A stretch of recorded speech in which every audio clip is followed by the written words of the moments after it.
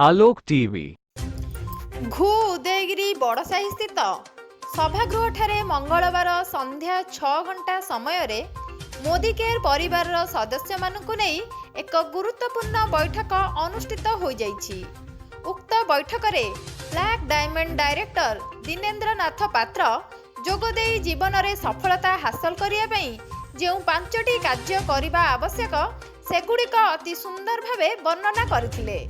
तसहित जीवनर लक्ष्य किपरि रहिबा आवश्यक और किपरि लक्ष्य स्थल में पहुँची पारिबा से विषय पुंखानुपुंख आलोचना करथिले। उक्त कार्यक्रम में अन्य मानक मध्यरे डायमंड डायरेक्टर संतोष कुमार कंवर और सीनियर ईडी प्रफुल्ल कुमार मल्लिक जोग देइथिले।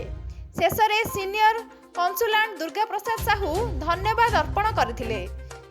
ब्यूरो रिपोर्ट आलोक टीवी।